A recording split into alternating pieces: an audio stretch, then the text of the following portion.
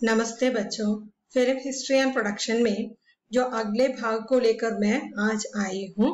तो आप देखिए पिछले दिन मैंने आपसे जो वित्तीरियो डी सिका के फिल्मों के बारे में बताया और अकीरा कुरोसावा के फिल्मों के बारे में बताया। इनकी फिल्म जगत में इनका क्या स्थान है उसे लेकर आपको परीक्षा में शॉर्ट नोट पूछा जाएगा।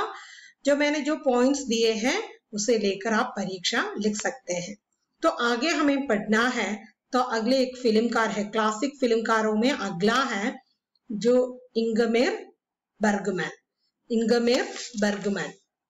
ये इंगमेर बर्गमैन जो अनुभूतियों और संवेदनाओं को अपने कहानियों का, अपने फिल्मों का विषय बनाया।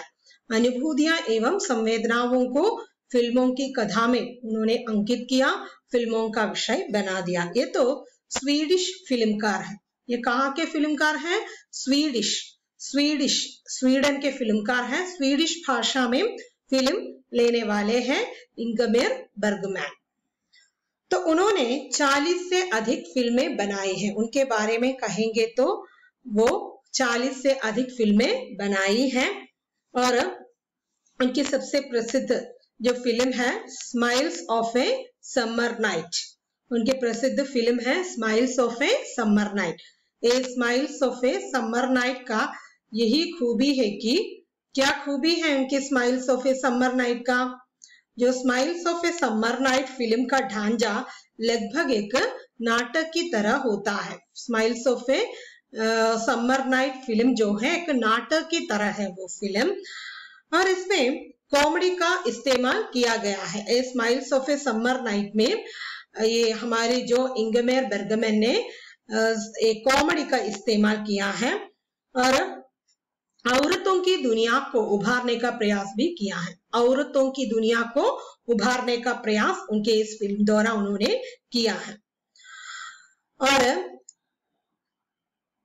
इस फिल्म की और एक खूबी यह है कि इसमें पुरुषों के पाखंडों को व्यंग्य के माध्यम से दिखाने का प्रयास किया है। पुरुषों के पाखंडों को व्यंग्य के माध्यम से दिखाने का प्रयास किया।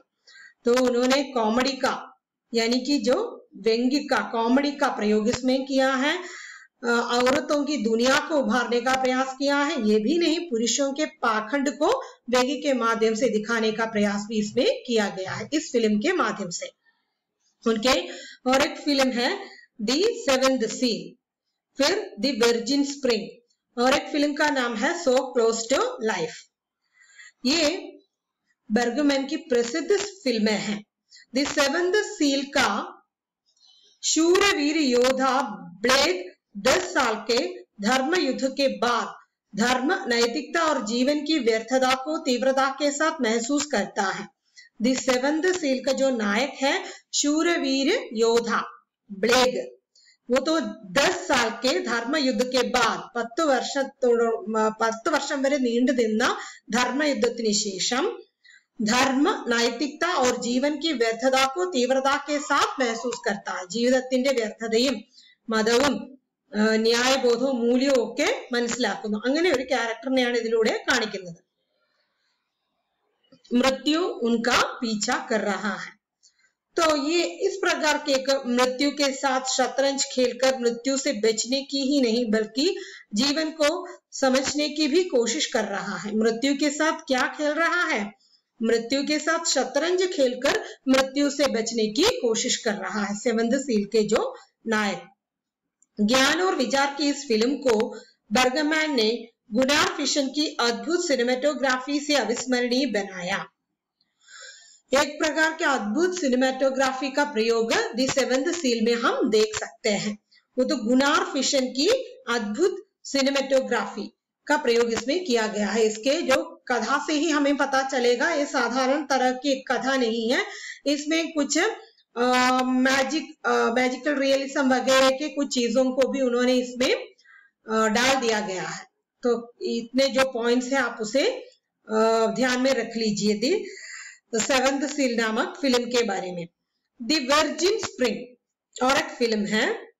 इसमें दर्शकों को हर पल याद दिलाते रहते कि सेल्यूलॉइड का छोटा छोटा टुकड़ा भी फालतू नहीं है। मनुष्य की यौवन विकृतियों का चित्रण इसमें है। द वर्जिन स्प्रिंग नाम से ही पता चलता है। इसमें मनुष्य की जो यौवन विकृतियों का चित्रण हम देख सकते हैं। मनुष्य की यौवन विकृतियों का चित्रण, सेक्स वगैरह का चित्रण इसमें हम देख सकता है। सो क्लोज टू लाइफ, इसमें 3 महिलाओं का जीवन संदर्भ दिखाया गया है। पहली जो महिला है गर्भापात, पहली का गर्भापात हो जाता है, जो शायद उसके तकलीफ देह दाम्पत्य जीवन का प्रतिफलन है। तो पहली जो औरत को उसमें दिखाया गया है, उसका जो गर्भपात हो गया है, वो एक शादीशुदा नारी है। फिर दूसरी को गर्भपात करना पड़ता है। दूसरी को जो है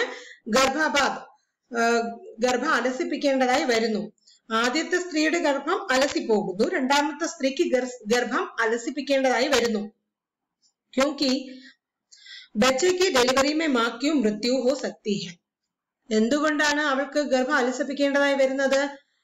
बच्चे की जो जन्म से मां की मृत्यु हो जाएगी, इसी कारण से। पहले में जो है दाम्पत्य जीवन का प्रतिफलन के कारण उनका जो शरीर वो बच्चे को गर्भ धारण करने के लिए स्वास्थ्य ठीक नहीं है, इसी के कारण उनका जो गर्भचित्र हो जाता है पहले जो नारी के साथ, नारी का। और तीसरी जो है बच्चा सही सलामत है लेकिन बच्चा नाजायज है। तीसरी का जो बच्चे तो सही सलामत है लेकिन वो तो नाजायज बच्चा है, अवैध संबंध से वो गर्भधारण करती है, इसी कारण से उसे भी गर्भधारण करना पड़ता है। और इस कारण से उनसे गर्भधारण करना पड़ता है। इस प्रकार इस फिल्म में पुरुष सत्तात्मक समाज में महिलाओं की दुर्दशा को दिखाया गया है। पुरुष सत्तात्मक जो समाज में महिलाओं की दुर्दशा को दिखाने लायक फिल्म है the virgin spring, so close to life. The virgin spring में यौवन विकृति है। सो क्लोज टू लाइफ जो है 3 नारियों के जीवन के बारे में इसमें बताया गया है। तो उनके और कुछ फिल्मों का नाम है crisis, rain on our love, 3 stage love, illicit interlude, secret of women, ये लेसन इन लव। तो अन्य फिल्में क्या क्या है? Crisis, rain on our love, 3 stage love, illicit interlude, secret of women, a lesson in love. Ingmar Bergman वो तो Swedish फिल्मकार हैं, उनके फिल्मों के बारे में बताया गया है। ये भी शॉर्ट नोट के लिए आ जाएगा परीक्षा में। तो अगला जो है फ्रांसवा ट्रूफो, इसका नाम क्या है? फ्रांसवा ट्रूफो। तो ये फ्रांस के नई धारा के चलचित्रकारों में सुविख्यात है। फ्रांस के नई धारा के चलचित्रकारों में शिखरस्थ यानी शिखरस्थ निर्देशक हैं ट्रूफो। വളരെ പേരും പ്രശസ്തിയുമുള്ള डायरेक्टराണ് ആര്? ट्रूफो। कहाँ के हैं? फ्रांस के। वे मनुष्य को इतिहास के संदर्भ में देखना चाहते हैं। हमारे जो यहाँ मिथक नाटक वगैरह है उसी प्रकार उन्होंने जो मनुष्य को इतिहास के संदर्भ में देखना चाहते हैं।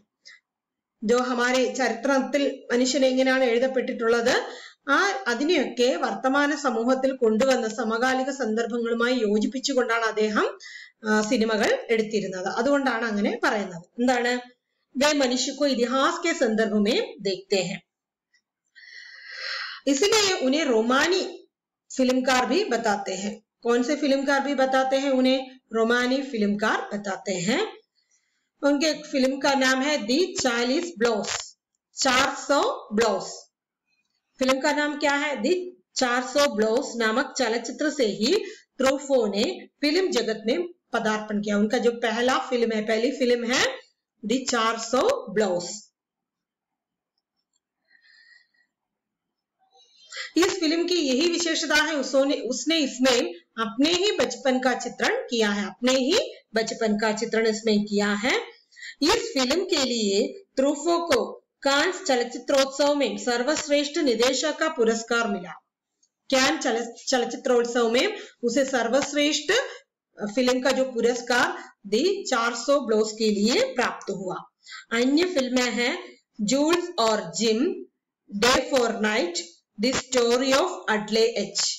तो उनके फिल्मों का नाम एक बार फिर मैं दोहराऊंगी, दी 400 ब्लोस, जूल्स और Jim, day for night, the story of Adele H. आगे महत्वपूर्ण व्यक्ति हैं माइकल एंजेलो अंतोनियोनी। नाम क्या है? Michelangelo Antonioni. ये तो इटली के नई धारा के चलचित्र निर्देशकों में प्रमुख है। इटली के नई धारा के चलचित्र निर्देशकों में प्रमुख है कौन? Michelangelo Antonioni. तो उनकी खूबी यह है कि उन्होंने कला में कुछ भी ढील दिए बिना ലോകപ്രിയത ഹാസിൽ की। കലയിൽ യാതൊരു തരത്തിലുള്ള ഡീലിനും അദ്ദേഹം സമ്മതിച്ചിരുന്നില്ല। വളരെ കലാമൂല്യമുള്ള സിനിമയായിരുന്നു അദ്ദേഹം എടുത്തിരുന്നത്। उनके बराबरी करने वाले एक ही फिल्मकार और हैं इंगमेर बर्गमैन। तो इंगमेर बर्गमैन की तुलना हम इनसे कर सकते हैं। और अंतोनियोनी के बारे में कहा जाता है कि वे अंतर्मुख, आदि सजग और आदि आत्मानुशासित हैं। वो अंतर्मुख है, इंट्रोवर्ट है, അതിസജഗ് എല്ലാ കാര്യങ്ങളിലും വളരെയധികം കെയർഫുൾ ആയിരുന്ന, അതി ആത്മാനുശാസിത് വളരെ കൺട്രോൾഡ് ആയിരുന്ന ഒരു വ്യക്തിയാണ് ആര്?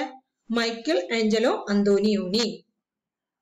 तो अंतोनियोनी की जो फिल्म है ब्लो अप, एक ऐसी फिल्म से है जो सिर्फ दर्शक के लिए नहीं बल्कि चिंतन के लिए भी मजबूर करने वाली है। ये फिल्म जो है केवल देखने के लिए मात्र नहीं है, ये फिल्म देखने के बाद चिंतन के लिए उपयुक्त है। നമ്മൾ ചിന്തിക്കാൻ തുടങ്ങും, അത്രയും ഇമ്പോർട്ടന്റ് ആയിട്ടുള്ള ഒരു സിനിമയാണ് blow up. Blow up अर्जेंटीनियावासी Cortazar की कहानी द डेविल्स स्पिटल पर आधारित है। ये और एक कहानी पर आधारित फिल्म है, कहानी को आधार बना के लिए गई फिल्म है।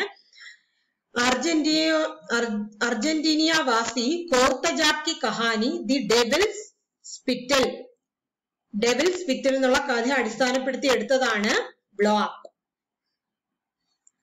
ब्लो अप के लिए अंतोनियोनी ने कोर्तजाक की कथा को नए ढंग से रूपांतरित किया। उन्होंने ये जो ओरिजिनल कथा है उसे नए ढंग से उसका रूप परिवर्तन किया है। कथा का नायक एक फोटोग्राफर है, फोटोग्राफी के क्रम में एक ऐसा चित्र खींचता है जिसमें मृत्यु का संदेह मिलता है। कथा का नायक तो फोटोग्राफर है, फोटोग्राफी के बीच में पाया जाता है कि क्या पाया जाता है, इसमें मृत्यु का संदेह मिलता है। वो नेगेटिव को ब्लॉक करता है, उस फोटो का जो नेगेटिव को ब्लॉक करता है उसका संदेह और भी बढ़ जाता है। वो पुनः उसी जगह जाता है, उसे लाश दिखाई देती है, पुनः वो स्टूडियो लौटता है, वो चित्र चोरी हो जाता है। वह अपना अनुभव दोस्तों को बताता है, किसी को फुर्सत नहीं वो सुनने के लिए। फिर वहीं जाता है, लाश गायब है। वो लौटता है तो रास्ते के किनारे टेनिस कोर्ट पर टेनिस के खेल का मैच हो रहा है। खिलाड़ियों की गेंद उछलकर नायक के पैरों तक आती है, वह उन्हीं की तरह लौटता है। वह खेल देखता जाता है और अस्तित्वहीन टेनिस बॉल के टप्पों की आवाजें सुनता है। वह घास पर अकेला खड़ा है और फोकस में कुछ दूर होता है। निदेशक उसे दृश्य से हटा देता है, कैमरा अब सिर्फ हरी घास पर चलता है। यह फिल्म भी एक प्रकार की इल्यूशन और क्या है मैजिकल रियलिज्म, उसी प्रकार के एक फिल्म है ये। क्या? ये ब्लो अप नामक फिल्म। और उनके जो अन्य फिल्में हैं एवेंजी, ला सिंचोटा, सेंसका मेली, ले अमीचे, ला नाउटे। तो उनके जो माइकल एंजेलो अंतोनियोनी कहाँ के हैं? वो इटली के नई धारा के निर्देशकों में प्रमुख हैं। उनके फिल्मों का नाम है ब्लो अप, एविंडी, ला सिंचोटा, सेंसका मेली, ले अमीचे, ला नाउटे। तो उनके ये ब्लो अप फिल्म जो है और एक अर्जेंटीनियावासी कोर्तजाक की कहानी दी डेविल्स स्पिटल पर आधारित है, एक प्रकार की इल्यूशन से भरी हुई कहानी है। तो इतना कहकर मैं यहाँ पर समाप्त करती हूँ। अगले वीडियो के साथ फिर मैं आ जाऊंगी, तब तक के लिए विदा।